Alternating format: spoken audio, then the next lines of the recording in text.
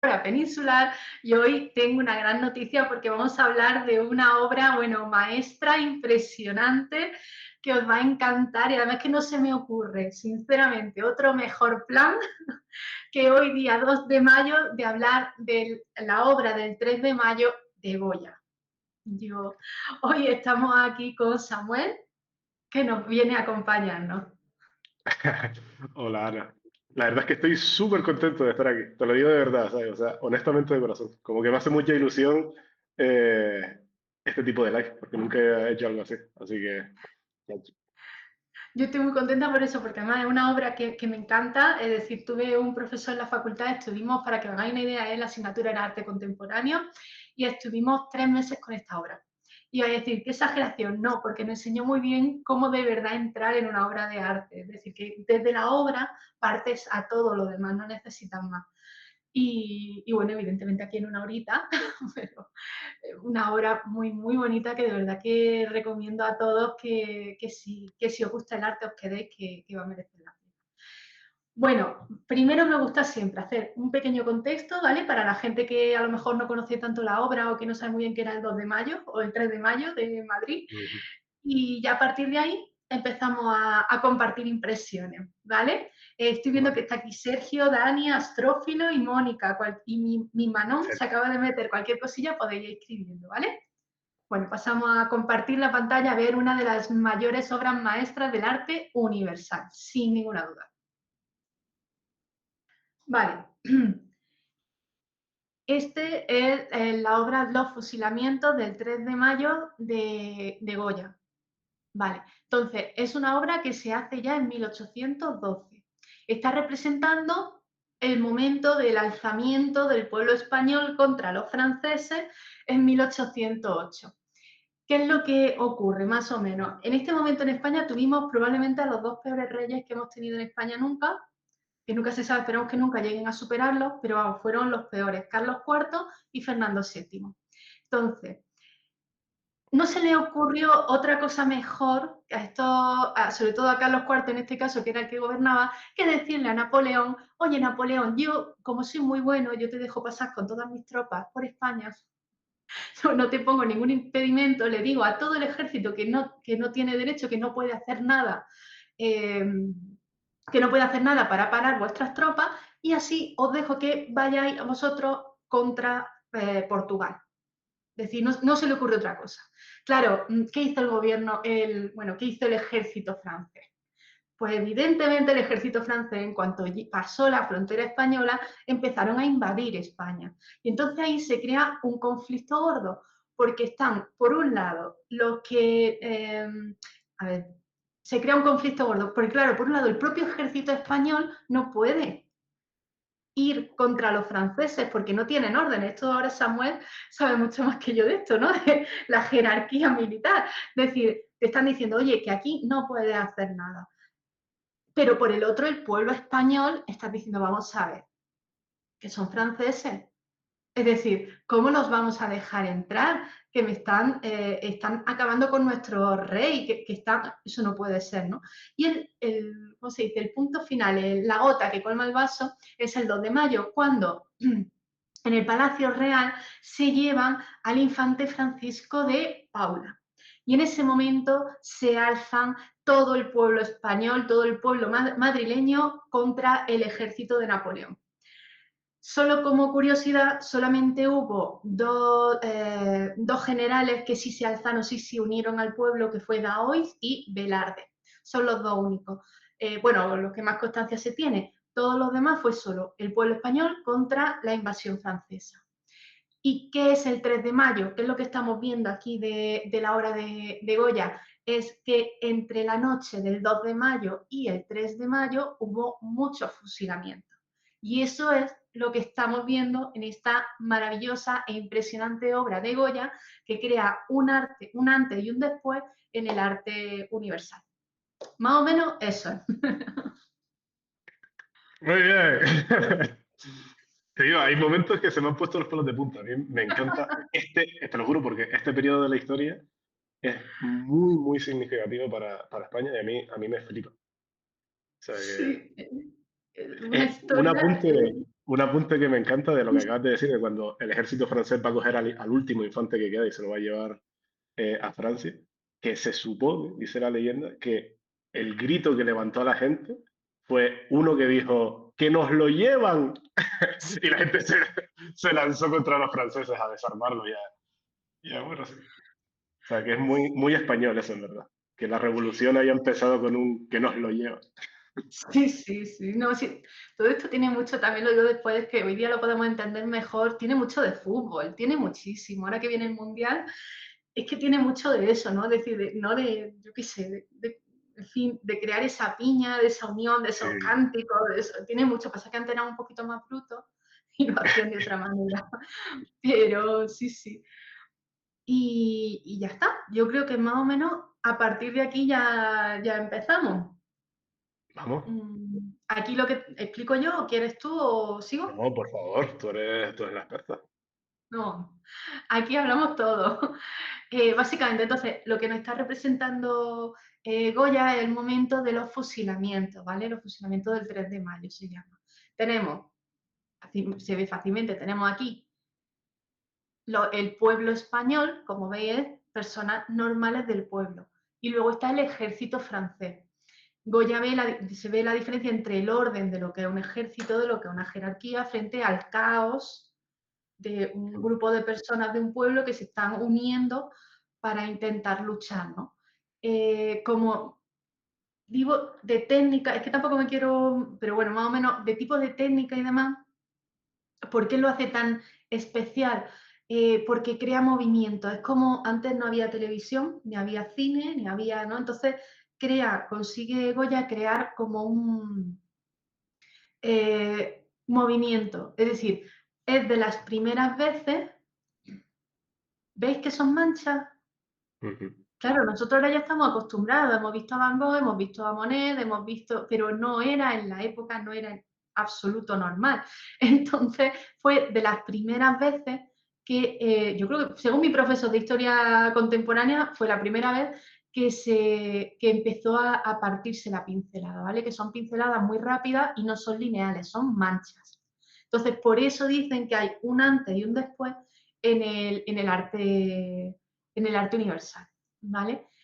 ¿Por qué hace eso Goya? Porque él quiere transmitir, expresar el inicio del expresionismo y romanticismo, quiere expresar la emoción. Entonces, fue un momento de tanto dolor, tanta muerte y tanto que hasta la montaña se desdibuja. Es decir, es como, ¿no? De repente pasa de verlo todo estático a verlo todo en movimiento. Entonces, por eso dicen que es el inicio del arte contemporáneo. Goya, sin embargo, fijaros la diferencia de tipo de trazo, ¿vale? De lo que es la parte del Ujú. ejército francés, que está en eso, se separó Goya. Entonces, la parte del ejército francés está como mucho más lineal, ¿ves? Que está aquí perfectamente la línea y todo, frente a la parte del pueblo español, que son solo simplemente manchas. ¿Vale? Luego otra cosa que tiene es la perspectiva. También lo estuvimos hablando el otro día con el hermano de Samuel, con David, que vimos otra obra que me gustó muchísimo, que también usaba lo mismo. Para entender este cuadro, te aconsejo, Samuel, hay dos cosas. Está el pintor de batalla de, Ujú. de Pérez Reverte, Lo sé, sí. porque, bueno, dos cosas no, el pintor de batallas, perdón, de Pérez Reverte. Es que el otro era mi profesor, pero no creo que te vaya a dar clases. El pintor de batalla de Pérez Nunca lo Reverte. sabes. Nunca se sabe, oye, era un gran profesor, y nacional, ¿eh? Para todo. El pintor de batallas de Pérez Reverte va de un pintor de batalla y entonces él se para a ir explicando los diferentes cuadros de Goya. Y yo personalmente entendí a Goya gracias a ese libro. Pero es un libro muy duro, ya lo dije, es un libro muy, muy duro. En fin, Mm. porque habla de eso, de Goya, ¿no? De guerra. Entonces decía Pérez Reverte que esta obra fue como una primera crónica, como si fuera el primer reportero de guerra de la historia. Decía Pérez Reverte que fue Goya. Interesante, ¿eh? Sí. A mí me parece, o sea, eso lo dijiste porque antes de este live, te decía antes que este es el único live que yo me he hecho deberes. O sea, que me he preparado algo. Normalmente yo voy a un live y hablo y ya está, ¿no? pero sí me estuve viendo tus vídeos sobre esto y el post que subiste ayer y tal. Y hay un momento en el que dices, porque esto no es una pintura histórica. Y claro, mi primer pensamiento fue como que no, claro que sí. Pero desde el punto de vista de Goya, no lo es. O sea, y ahí tiene Claro. todo el sentido eso de que sí es, desde su punto de vista, es una crónica de guerra, ¿no? O sea, tiene todo el sentido, sí. Mm, claro. Él lo vivió, entonces también todo se ve diferente, evidentemente, cuando lo has vivido.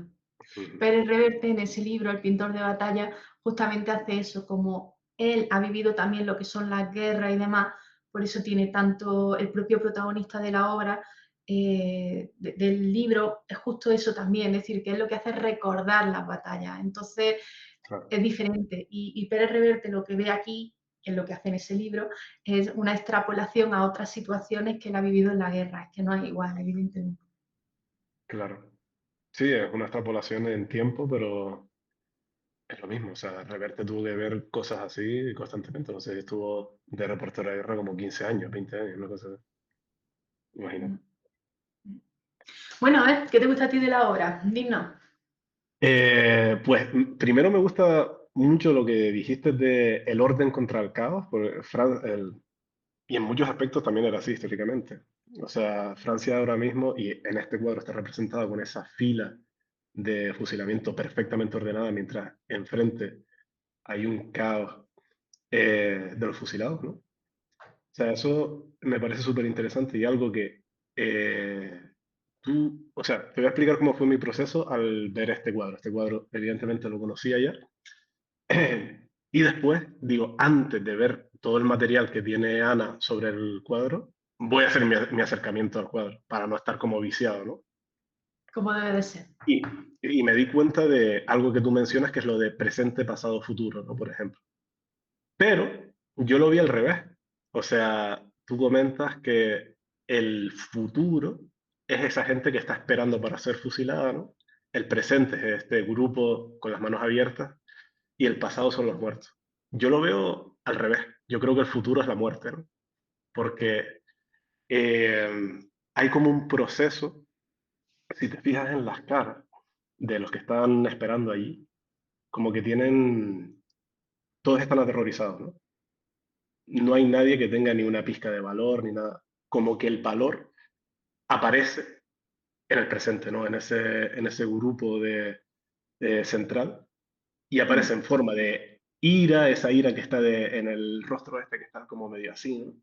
Medio lástima, lástima heroica de este hombre con las manos abiertas y tal, ¿no? Pero eh, todos terminan en esa pila de cadáveres, ¿no? Por eso creo que el movimiento va más hacia allá, como que lo que nos espera es esto, ¿no? Sí, que Así el que, movimiento vendría por aquí hacia exactamente. abajo. No al Sí, revés, sí. no, el futuro no es la gente que está esperando, sino el futuro es la muerte, ¿no? Y creo que como Hombre, que... Inés, hola. Perdona, es que una amiga Inés, hola. Hola Inés, Te va a encantar la obra, ¿eh? Perdona, una pues amiga de toda la vida. nada, nada, por favor. ¿Qué te digo? Y tiene sentido en cronología porque esto sucede en 1808, ¿no? Y Goya lo Sí, pinta tipo 1812, creo que es, o por ahí. O sea que realmente él ya ha visto el futuro y sabe que el futuro de la guerra va a ser la muerte, ¿no? O sí. sea que Mm. eso por ahí, Efectivamente, conectando con lo que el... estábamos comentando, para situar un poco, lo que estábamos comentando es justo eso, es decir, que en esta obra que habíamos dicho lo del movimiento, la pincelada y demás, otra cosa que hace Goya para crear esa rapidez, pensar en una película, ¿vale? Es como la primera vez que alguien decide que quiere hacer una película, por verlo de alguna manera, recoger ese movimiento. Entonces, Ujú, lo que hace es que tiene aquí el grupo de gente que va a ser asesinada, que sería el pasado, ¿no? ¿Entiendo? El ujú, presente sería una cosa así, ¿no? Es decir, el presente es la gente que está siendo fusilada y luego el futuro que es la muerte. Entonces, exactamente. Samuel me estaba comentando eso, ¿no? Que vendría por aquí el Sería en esa movimiento de dirección, la sí, obra. claro. Es Es que es un genial movimiento la obra. implícito, ¿no? Aunque esté congelado, se entiende ese movimiento, se entiende esa Perfectamente, dirección. sí. total. Y luego además que consigue, Goya hace vacíos, ¿lo ves? Está aquí el vacío, Mm. entonces de verdad que consigue hacer un movimiento Sí. importante, sí. Y Y, luego y es eso la... un... Sí, sí, sí, sigue, sigue, sigue. No, no, no, dime, dime. Nada, nada, te digo que y es un vacío que está hecho por los propios reclusos. O sea, no hay ningún francés que está diciendo de aquí no pases, ¿no? Como que es un vacío que nace por sí solo, casi, como que en plan, esta es la zona de peligro. O sea, es muy, muy evidente eso. Mm, mm. Es muy bonito. Y efectivamente, entonces, la diferencia de lo que estabas comentando antes, la diferencia de las expresiones. Es decir, esta gente Mm, está aquí, mira, este está que está como tapándose, ¿no? Es decir, no quiere ver qué es lo que le espera. Este hombre es tremendo, es decir, es que se está comiendo la uña, está total. ahí mirando como diciendo, puf, el siguiente soy yo. Y Mm. luego estos son los que están siendo asesinados. Ahora vamos, porque yo creo que son los verdaderos protagonistas. Y luego los muertos son muertos, aquí no es que es traumatóloga, estos son muertos, pero vamos, tremendo. Y es además esa desaparición del gesto, ¿sabes? Como esa anticipación de la muerte que está en lo que yo le llamo el pasado, Sí, es lo que despierta el presente, porque es lo que te decía antes, como que el presente es el único que es capaz de despertar ese huye o lucha, ¿no? Que hay uno como que se queda con la ira y tal, pero esa ira no existe en el pasado, y el futuro que es nada, o sea, ya nada, que es la muerte y como que ese gesto, esa ganas de luchar, ganas de huir, ganas de salvarse, ganas de proteger, eh, desaparece. Y no hay nada, y ni siquiera hay rostros, hay uno ahí, pero que no se entiende, es una masa de carne.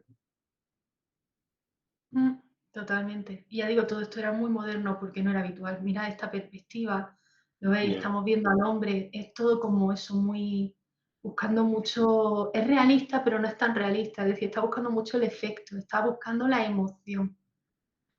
Entonces, mira, este hombre que tiene la cabeza partida totalmente, una imagen, uf. Y entonces aquí tenemos, porque claro, después de todo esto, que más o menos tenemos, bueno, luego el telón de fondo de Madrid, ¿vale? Es decir, aquí se ve perfectamente que donde estamos es en Madrid, por si alguien tenía alguna duda o no lo tenía claro. Entonces, aparte de toda esta parte formal súper interesante, lo que más hace que esta obra sea increíble es la emoción que transmite, es el sentimiento, el simbolismo que quiso darle Goya a todo este tema, ¿no? Y es donde me ha ayudado mucho, tanto Pérez Reverte como mi profe, muchísimo. Entonces, realmente al final los protagonistas, muchas veces cuando veo una obra, bueno, ¿y dónde me tengo que fijar? Cada uno se fija en una cosa, ¿eh? Pero normalmente el artista intenta como guiarte un poco, de decirte, oye, pues y aquí te está guiando claramente a este grupo de aquí. Los protagonistas son los que están en el total. instante mm, justo antes de morir, justo ese momento, ¿no? Entonces, sí, Pérez Reverte es el pintor de batallas, que es escribe el pintor de batallas, donde explica muy bien el significado de esta obra y de las pinturas negras. Tenéis que leerlo. Ujú. Entonces, está aquí el, tenéis aquí el hombre, a ver, los gestos de la gente que va a morir. Este, no me digáis. A este se le está viniendo el mundo encima, pero totalmente. Este otro está como intentando resguardarse de él, como diciendo, bueno, a lo mejor la bala le toca a él, pero a mí no. Ujú. Este no puede ni mirar. Muchas veces me gusta también a la hora de decir, bueno, ¿y tú dónde te posicionarías? Es decir, ¿dónde estarías?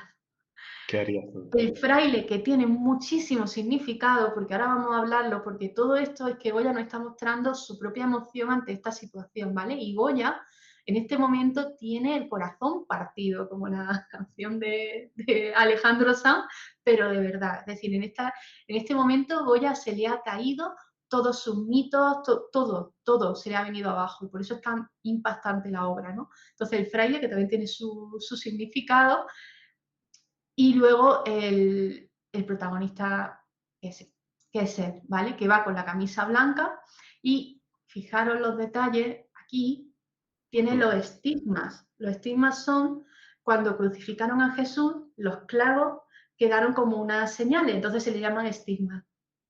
Pues Ok. esta herida se las pone Goya a este personaje.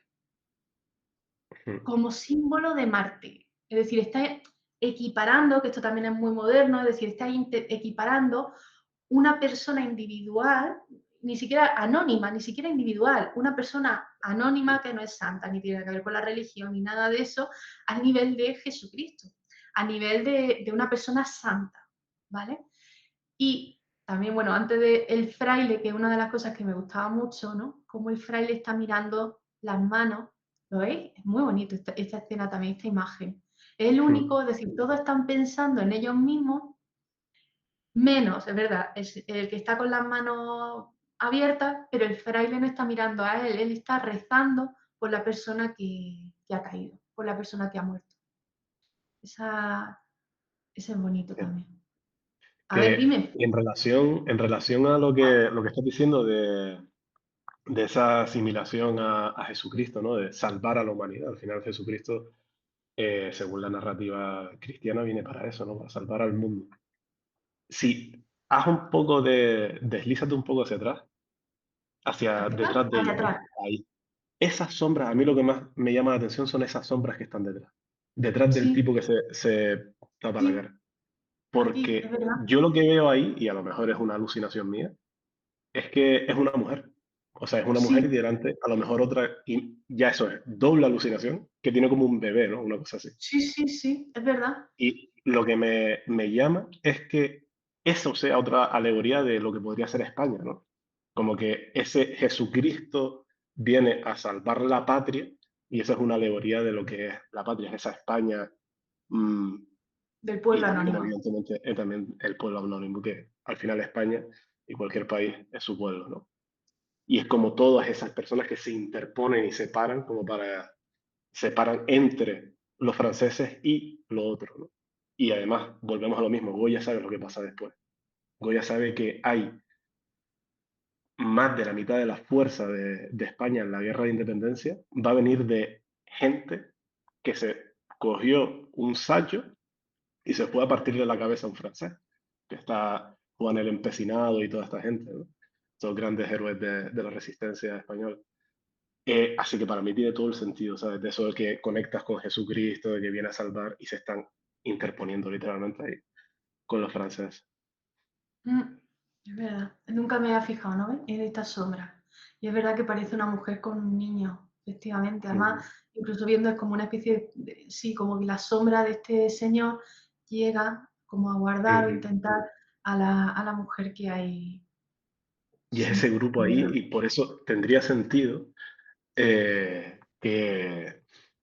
que ahí, en ese presente, es donde nacen las emociones no, de pararlos, de defenderse, ¿no? Como porque hay algo que defender. Los otros no tienen nada que defender. O sea, están esperando la muerte nada más, ¿no? Me refiero a eso, ese grupo que se tapa la cara y demás. Sí, sí, sí. Mm, es verdad. Este señor me encanta. Este señor me encanta. Mm. Efectivamente, a ver, luego os explico un poco, ¿vale? Goya era llamado afrancesado, ¿vale? Hay que ver un poco la biografía de Goya. Afrancesado era antes de Napoleón. Llega la Revolución Francesa, 1789, que de esto Inés sabe mucho porque me enseñó mucho, de 1789. Y entonces, en un principio lo que son los ideales le encantó a Goya, la ilustración, es decir, igualdad, ahora no lo sabéis, ¿no? Igualdad y fraternidad. Fraternidad, sí. Libertad, igualdad y Libertad, fraternidad. eso es. Libertad, igualdad y fraternidad. Y claro, eso a Goya pues le encantó. Es decir, él, toda su obra hasta este momento eran obras afrancesadas, de estilo francés, a favor de la ilustración, a favor de enseñarle al pueblo, a favor, es decir, que es verdad que tenía unos ideales con los que Goya se sentía muy identificado. Entonces, claro, Goya, que había idealizado a los franceses, a la cultura francesa, que le gustaba mucho esa forma de ver la vida y demás, de repente se encuentra que llegan los franceses, su ideal, a España y empiezan a masacrar al pueblo. Ujú. Entonces, claro, yo creo que a él ahí se le tuvo que ¿cómo se dice? Que cortar todo. Es decir, piensa en algo que te haya gustado, que tú, eso, y que de repente se te vuelve en contra tuya y además empiezan a matar a tu pueblo. Es que es muy fuerte, es decir, para Sí, una sí. persona que de verdad está politizada, que de verdad son sus creencias, que está seguro que sí, que los españoles somos un desastre, que los mejores son los franceses, porque el pueblo francés, porque la libertad, porque la Constitución, porque lo que tú quieras. Por ejemplo, también Goya, pues estaba muy en contra de la religión, es decir, él era más de, no en contra como tal, no del todo, pero bueno, era más moderno, ¿no? Para la época. Y por eso es muy importante que aquí haya un fraile. Y son todos esos ideales que acaban totalmente cuando empiezan a matar a su pueblo. Y él, como estamos diciendo antes, lo ha vivido. No es que se lo hayan contado, no es una cosa, sino que él ha vivido lo que es idealizar a los franceses y a la Ilustración y de repente ver cómo esos están matando a tu pueblo. Y me diréis, bueno, no, a lo mejor todo esto te lo está exagerando, imaginando. Esto está perfectamente reflejado en esta pintura. Luego, además, por supuesto, de mi profesor, que cuando queréis podéis hablar con él, que sabía mucho. Entonces, la ilustración que era el siglo de las luces. Y aquí tenemos la luz. Goya nos trae la luz, que es súper importante, porque es la luz, es esa luz artificial que sería la razón, la que está iluminando al pueblo español para cargárselo.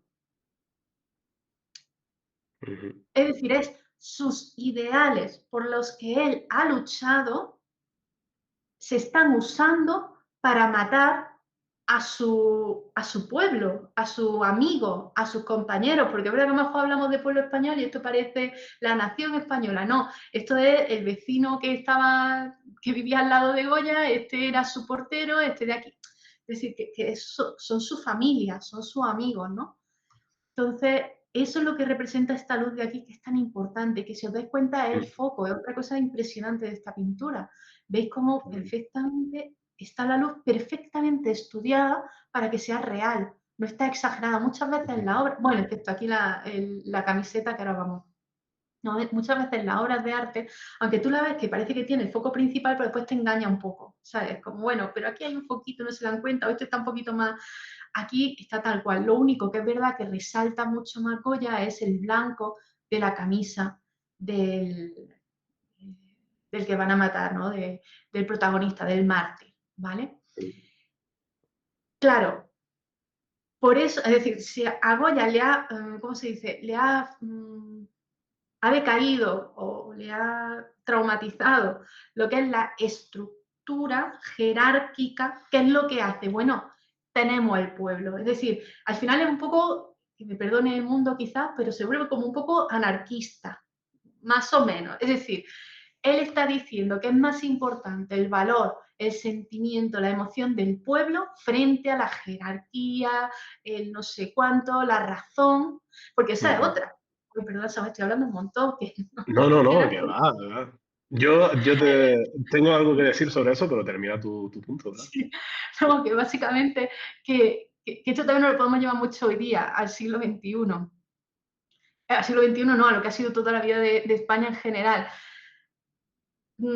Es como nuestra forma de ser, nuestro pueblo, y más los andaluces, y creo que también los canarios, somos más relajados, ¿no? El tema de la jerarquía, no sé cuánto, es como que se nos queda un poquito más. Y eso era muy criticado, siempre ha sido muy criticado para los españoles, ¿no? Y Goya quería ese orden, quería esa jerarquía, quería que está diciendo que Nanay de la China, es decir, que viva el pueblo español. Esto, de verdad, llevarlo a una especie de partido de fútbol cuando alguien pierde, ¿no? Aún así, dice, ostras, pero hemos ganado, una cosa así. No, bueno, hemos perdido, pero hemos ganado, ¿no?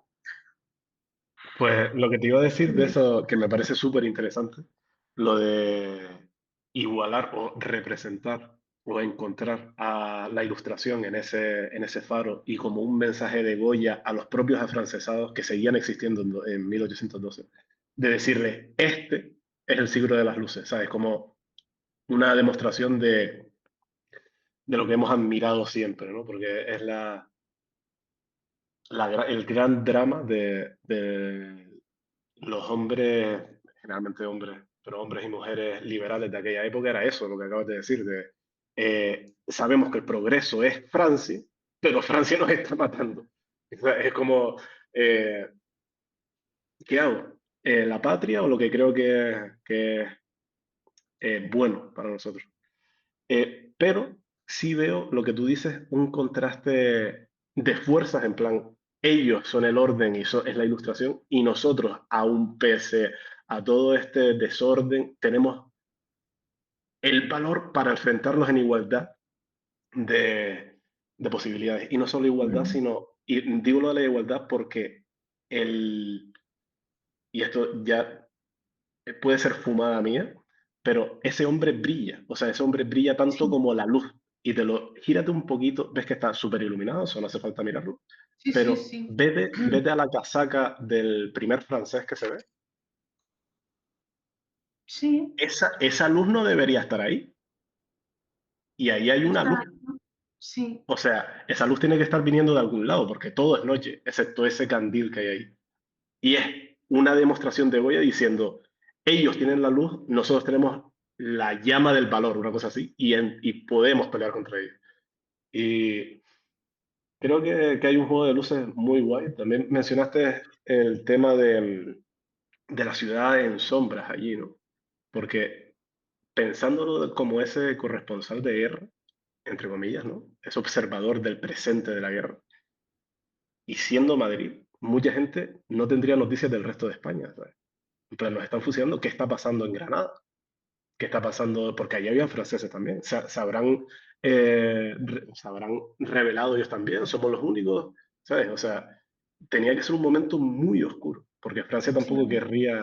querría como esas comunicaciones, ¿no? O sea que el presente, y ahí gana más importancia la luz todavía, porque lo único que sabemos es esto. El resto de España está a oscuras. O sea, no vamos a tener noticias de ellos en meses, quizás. O sea, nos Mm. estamos revelando nosotros y no sabemos qué está pasando alrededor nuestra, ¿no? O sea, me parece que eso es... Y yo encuentro toda esa narrativa en el juego de luces. Me parece una barbaridad.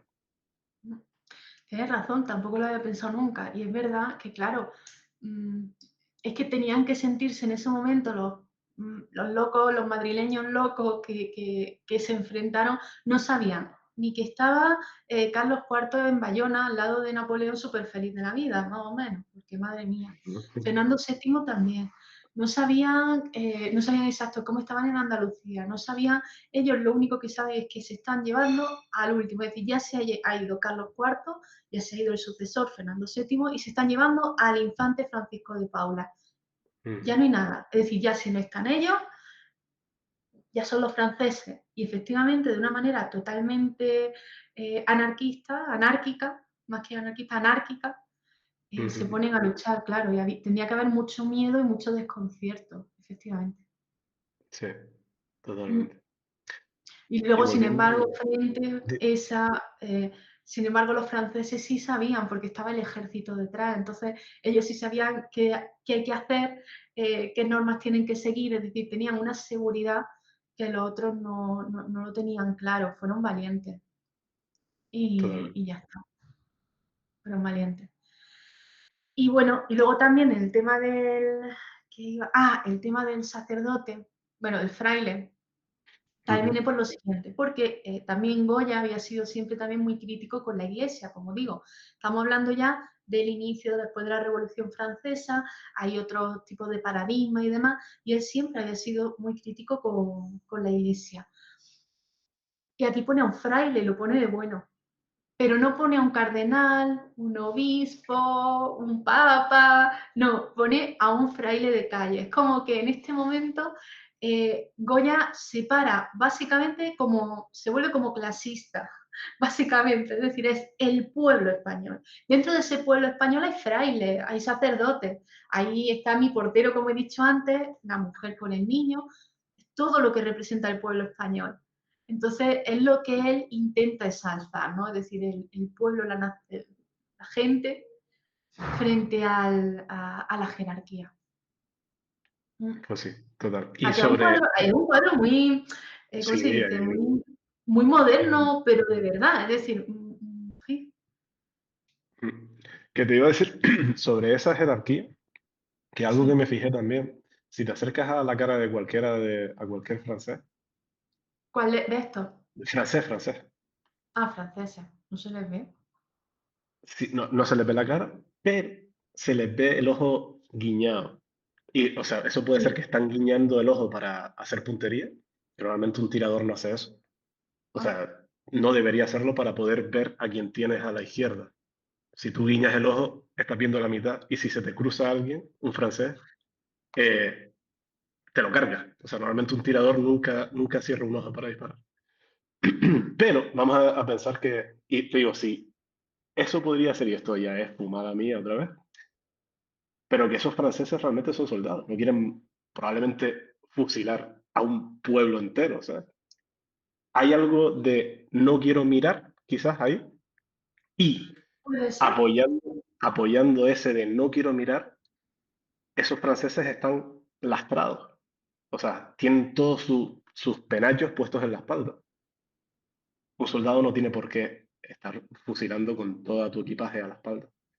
Podría ser una carga simbólica también de esos soldados, la carga moral y la carga de conciencia que se van a llevar después de esa noche, ¿no? O sea, no creo que ningún soldado sea agradable para él fusilar a gente sin armas, niños, mujeres, ¿no? O sea, podría haber dentro de esta narrativa que al final se apoya en la pintura, ¿no? Pero no deja de ser una interpretación mía. Podría haber cierto brazo tendido a lo que es la guerra, ¿no? Como que y esos malos que no son tan malos y los buenos que no son tan buenos, ¿no? Pues aquí hay como una mano tendida quizás, o un entendimiento con ese francés que realmente no quiere mirar, está mirando para abajo, dispara, y tiene como ese peso de las consecuencias de sus actos, ¿no? Me parece bonito. Puede ser que no, Sí, sí, pero sí. Y sí, tienes razón, porque es verdad que no, es que no se les ve los rostros, y es verdad que casi parecen cabizbajos, es decir, no están están así como... cuando vas con, es decir, cuando tú quieres de verdad matar a alguien, digo con las películas, porque yo mucho más no he visto, evidentemente, vas así, no haces no, vas mirando recto y para allá, ¿no? Es decir, no, y sin embargo, casi están como escondiendo el rostro. Quizás ya saben además que ellos es que van a vencer. Si es que, vamos a ver, tenemos aquí a un hombre con el pecho descubierto, un fraile, el pobre, Mm, la madre con el niño, si es que se los van a cargar, ¿no? No hay una oposición fuerte para ello, ¿no? Y sí. claro, al final, mm, bonito. Súper interesante el cuadro, la verdad. No sé si tú ya ves algo más y luego está lo de las piernas, porque es que Ujú, aquí es que es todo, están todos arrodillados pidiendo clemencia. ujú. Venga. Y eso justamente sobre la clemencia te quería hablar, porque la primera impresión que me dio a mí del fraile, es que pedía clemencia. O sea, ¿no? Y tu interpretación es que él pide por los muertos, Sí, ¿no? Pero claro, su orientación para mí es bastante frontal hacia los soldados. O sea, ¿dónde ves tú claro que él está orando realmente? que mira al muerto. ¿Lo está mirando? A mí me da la sensación, es verdad, no sé, cuando vaya al Prado lo veré y te lo diré, pero ahora mismo no lo Le sé. sacas Es una decir, es foto verdad que al a mí me ojo. da la sensación que está mirando al, pero sí, que él dice que a lo mejor lo que está haciendo es pedirle Si clemencia pedir en a plan los por, franceses. no ¿Saben? necesariamente por cobardía ni nada parecido, sino No, pidiéndole en sí, sí. plan, paren esta locura, ¿no? También fíjate, que es lo que hemos dicho, es decir, este tipo de cuadros es muy importante ir a verlo en persona al final, porque está muy pensado, son efecticistas, está muy pensado para meterte y ahí es donde va bien la perspectiva. Veis que un poco aquí el hombro parece un poco, ¿no? Está un poco como desencajado, no está desencajado, estamos desencajados nosotros. Si te pones, Claro. cuando estés delante del cuadro, Te verás entiendo, tío. exactamente a dónde va. Y es verdad que a mí me daba la sensación que la mirada iba, sí, puede ser que sea a los franceses.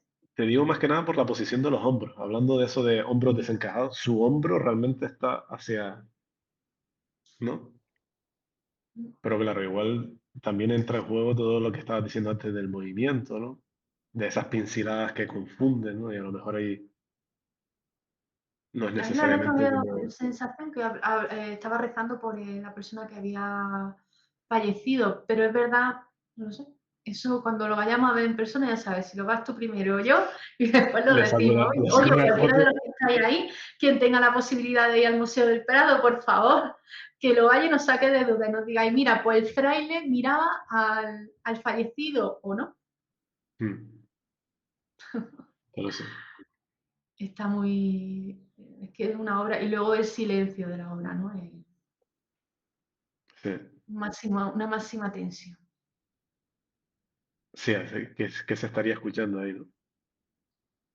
Porque este no Mm. es el único pelotón de fusilamiento. O sea, piensa que esa gente, en la realidad, estaría escuchando, esperando por esos disparos y escuchando disparos también. O sea, no sabes ni cuándo estás muerto porque escuchas un disparo y se me ha dado, ha disparado esta gente, ¿quién ha disparado? O sea, tenía que ser un momento francamente terrible para vivir. El tema de, Pues pues ya nada, estamos, Ana. ¿no? Yo creo que ya. Listo, despedimos si quieres, cuando quieras. Pues nada, que muchísimas gracias, Samuel, que ha sido genial. Que gracias por estar aquí, por haber podido juntos poder hablar de esta maravillosa pintura y que ojalá podamos también vernos en otro momento. Ojalá que sí. Cuando quieras hablamos de todas las pinturas que, que se te ocurran. Me ha parecido, o sea, me ha gustado un montón. Te dije que es la primera vez que hago un live que no es hablando de escritura o hablando de cosas Esa relacionadas es otra, habla un con poco de tu literatura. libro, ya que estamos, No, no, no. aprovecha a la gente que no esté, que sí, perdona, No quiero, claro. no quiero meterte. Aprovecha No, de no, no, algo no. de tu libro porque Samuel es escritor y ha escrito ahora un libro muy bonito de Que te ficción, digo que en este caso. no quiero meterte cuña ahora de spam porque creo Que no, de verdad que no me importa si hay no, no, algo que... no, pero que no hay necesidad. O sea, no me parece que sea necesario meterte spam. Ahora te agradezco como la Vale. cortinilla publicitaria, pero no. El que quiera saber más, que se meta en Miradero, que es la newsletter que tengo aquí en Substack, y por ahí ya está, pero no hace falta vender el libro. Ya vamos a alegar esta horita. Pues ya está. Pues con esto, muchísimas gracias a todos y nos vemos, ya sabéis, todos los sábados a las 8 de la tarde, un café con arte. Venga, un beso a todos. Chao, chao. Gracias por estar Adiós. aquí. Adiós.